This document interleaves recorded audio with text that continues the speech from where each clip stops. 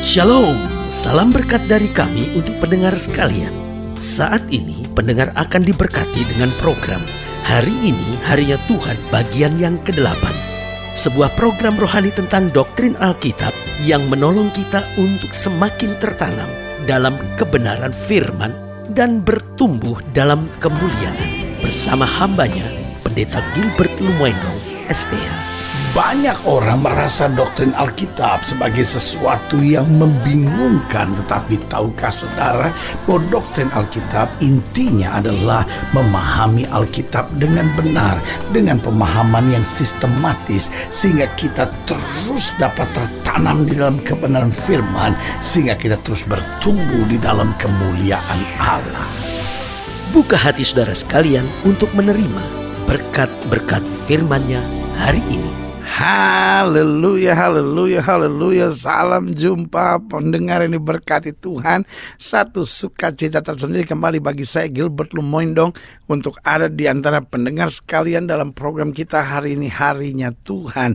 Nah, saudaraku yang kekasih dalam Tuhan, hari ini a very, very, very special day. Hari ini adalah hari-hari yang sangat special. Kenapa? Karena inilah hari pertama di tahun yang baru.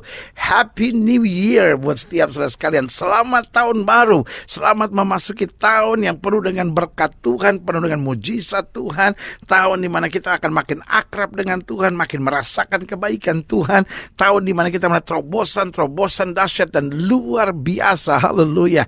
Itu sebabnya saya bersama dengan seluruh kru dan pendukung acara dari program Hari Ini Harinya Tuhan, izinkan kami mendoakan dan mengucapkan berkat tahun baru buat setiap saudara, sehingga di tahun ini kita akan melihat banyak mujizat. Di tahun ini kita akan melihat banyak perkara-perkara dahsyat. Di tahun ini kita melihat doa-doa kita dijawab. Dan di tahun ini kita merasakan pemulihan dan berkat Tuhan yang luar biasa. Haleluya. Nah, saudaraku yang kekasih dalam Tuhan, di hari pertama di tahun yang baru ini, saya mau share buat setiap saudara sekalian tentang ciri pemenang. Karena doa saya di tahun ini, kita akan melihat kemenangan luar biasa dari Tuhan. Karena dalam Roma pasal 8 ayat yang ke-37, Roma pasal 8 ayat 37 bilang begini: tetapi dalam semuanya itu, perhatikan baik, kita lebih daripada orang-orang yang menang oleh Dia yang telah mengasihi kita. Bahkan Alkitab bilang kita bukan hanya menang, tapi lebih daripada orang menang. Apa artinya lebih daripada orang menang? Sehebat-hebatnya pemenang, sehebat-hebatnya juara, pasti pernah kalah. Tetapi lebih daripada pemenang, artinya kita dipimpin dari kemenangan lepas pada kemenangan untuk masuk dalam kemuliaan yang luar biasa. Haleluya. Nah, 1 Korintus 15 ayat 57 bilang begini: tetapi syukur kepada Allah yang telah memberikan kepada kita kemenangan oleh Yesus Kristus Tuhan kita. Berarti kalau kita ada di dalam Kristus, kita menerima anugerah, kita menerima berkat Tuhan. Sebesar apapun tantangannya, ujung-ujungnya kita pasti menang. Nah, kalau saudara mendengar program ini, saudara berkata, tapi kalau saya belum menang bagaimana? Jawaban saya sederhana, berarti belum ujungnya. Kan saya sudah bilang ujung-ujungnya kita pasti menang. Jadi kalau kita belum menang, ya berarti kita belum di ujung. Jalan terus sampai kita melihat kemenangan itu. Nah, 2 Korintus 2 ayat 14 bilang apa? Tetapi syukur bagi Allah yang dalam Kristus selalu, haleluya, saya senang kata ini. Tetapi syukur bagi Allah yang dalam Kristus selalu membawa kami di jalan kemenangannya. Dengan perantaraan kami, Ia menyebarkan keharuman pengenakan Dia di mana-mana, ya kan? Syukur bagi Allah yang dalam Kristus selalu membawa kami di jalan kemenangannya. Alkitab tidak pernah berkata hidup seperti roda, kadang di atas kadang di bawah. Hello, ya kan? Jadi pendengar sekalian, jangan pernah sudah berpikir, oh hidup seperti roda. Jangan percaya sama orang yang bilang hidup seperti roda, kadang di atas kadang di bawah. No. Alkitab saya tidak pernah bilang, ya kan? Itu ayat apa itu? Johnson pasal 3 ayat 2 kali, saudara. Alkitab saya nggak ada kitab Johnson. Yang saya tahu adalah bahwa di dalam Kristus kita dibawa selalu di jalan kemenangannya. Artinya kita ada tantangan, tapi lebih menang lagi, sehingga kita menyebarkan keharuman pengenalan Dia di mana-mana, kata Alkitab. Nah, 1 Yohanes 5 ayat 4-5 bilang apa? 1 Yohanes 5 ayat 4-5. Sebab semua yang lahir dari Allah mengalahkan dunia. Dan inilah kemenangan yang mengalahkan dunia, yaitu apa? Iman kita. Siapakah yang mengalahkan dunia? Selain daripada dia yang percaya bahwa Yesus adalah anak Allah. Jadi pada dasarnya Kita tidak diciptakan as a loser. Kita tidak diciptakan sebagai orang-orang yang kalah, menderita, hancur-hancuran. Tapi kita diciptakan sebagai apa? Champions. Kita diciptakan menjadi juara-juara. Nah, pertanyaannya mengapa kita perlu dijanjikan sebagai pemenang? Sederhana, karena kita masih di dunia. Artinya kita masih dalam peperangan, kita masih dalam perjuangan, kita masih dalam tekanan. Masih banyak pemfitnah, masih banyak pengkhianat, masih banyak orang-orang curang. Kita masih di dunia. We are not in Eden yet. Kita belum tiba di sorga. Kita masih ada tantangan, tapi jangan mundur, jangan menyerah, jangan khawatir, jangan takut. Karena kita pasti menang. Yang pertama, mengapa perlu dijanjikan kita sebagai pemenang? Karena kita masih di dunia. Yang kedua, karena kita punya musuh. Alkitab bilang lawan musuh iblis sama seperti singa berkeliling mencari orang yang dapat ditelannya. Setan pengen sekali ngancurin keluarga saudara, hidup saudara, pelayanan saudara, masa muda saudara. Tetapi sebagai hamba Allah saya mau bilang, Yesus janjikan kemenangan. Yang ketiga, kenapa kita perlu dijanjikan kemenangan? Karena memang kita belum sempurna. Alkitab bilang roh memang penurut, tapi daging lemah. Itu sebabnya Tuhan janjikan kemenangan buat kita. Sehingga di tengah kelemahan kita harus bangkit dan percaya bahwa saya diciptakan untuk menjadi pemenang. Nah, pertanyaannya, apa ciri pemenang? Yang pertama, pemenang bukan seorang yang sempurna, namun seorang yang mau terus disempurnakan. Jadi jangan karena kita ada kekurangan, jangan karena kita ada kelemahan, akhirnya kita kecewa dan berkata, mungkin saya beda kali, saya mungkin memang diciptakan untuk hancur kali, saya memang diciptakan untuk sengsara kali. No, Tuhan mau engkau menang. Karena pemenang bukan seorang yang sempurna. Jadi kalau sudah lihat, saya berasal dari keluarga broken home, wah saya punya suami kasar, wah saya punya istri kepala batu, tetap bukan berarti sudah bisa pasrah dan bilang, wah udahlah, hancur-hancurlah. No. Pemenang bukan seorang yang sempurna, tetapi di tengah keadaan apapun, dia mau terus disempurnakan. Haleluya. Yang kedua, pemenang bukan seorang yang tidak pernah gagal, namun seorang yang tidak pernah menyerah. Jadi kalau saudara melihat, waduh pendeta, di minggu-minggu, di bulan-bulan, di hari-hari, di tahun kemarin, saya banyak sekali kegagalan. Nah, berarti tahun ini saya nggak bisa mengalami kemenangan, karena saya memang dasarnya seorang yang gagal. Nah, seorang yang pernah gagal bukan berarti harus selalu gagal. Tetapi seorang yang pernah gagal tidak perlu menyerah. Dia tahu ada tangan Tuhan yang menyertai dia, dan dia tahu Tuhan menjadi sumber kekuatannya. Sehingga sekali lagi saya ulangi, pemenang bukan seorang yang tidak pernah gagal, namun seorang yang tidak pernah menyerah. Jangan cepat menyerah, jangan cepat putus asa. Kita masih punya Tuhan. Yang ketiga, pemenang adalah seorang yang tidak pernah berhenti belajar dan berjuang. Jadi seorang pemenang bukan berarti semuanya udah beres. Seorang pemenang bukan berarti semuanya sudah disediakan. Seorang pemenang bukan berarti seorang yang gak akan ada masalah. Tetapi seorang pemenang adalah seorang yang tidak pernah berhenti belajar dan berjuang. Karena in every problem there is always message of God.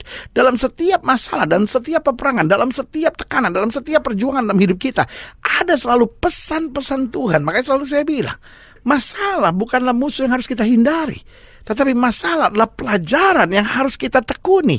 Sehingga kalau kita tekuni balik setiap masalah kita, selalu kita melihat kedahsyatan Tuhan. Yang keempat, pemenang adalah seorang yang terus bersyukur dan bersandar pada Tuhan. Jadi seorang pemenang bukan tidak menghadapi badai, seorang pemenang bukan tidak menghadapi angin ribut, tapi dia terus bersyukur dan bersandar kepada Tuhan. Karena dia tahu, jika aku tinggal dalam firman dan firman Tuhan tinggal dalam aku, minta apa saja maka akan Tuhan sediakan. Yang kelima, seorang pemenang adalah seorang yang berpikir selaras dengan firman Tuhan. Artinya apa?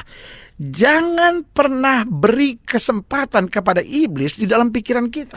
Kita kan kadang-kala kalau ada masalah sama suami misalnya, langsung pikiran kita, kita udah gak cocok, udah cerai aja deh gitu ya kan. Aduh, saya sama istri saya kok ribut terus ya, udah saya mungkin memang gak cocok kali. Nah, itu yang saya bilang, kita memberi kesempatan kepada iblis, sehingga kita biarkan iblis menjajah kita. Jadi akhirnya kita membiarkan pikiran kita terjajah, terintimidasi oleh kegelapan, oleh kegagalan, oleh kehancuran. Tetapi hari ini saya mau ingatkan, pemenang bukan seorang yang semuanya udah beres, tapi seorang yang berpikir selaras dengan firman Tuhan.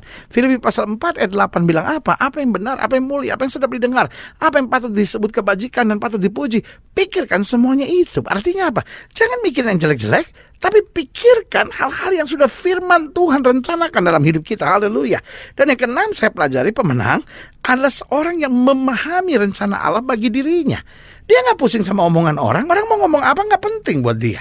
EGP emang gue pikirin kan gitu kan. Orang mau rancangan apa kek, orang mau jalanin apa kek, orang mau curangin bagaimanapun, buat dia gak penting. Karena seorang pemenang adalah seorang yang memahami rencana Allah bagi dirinya.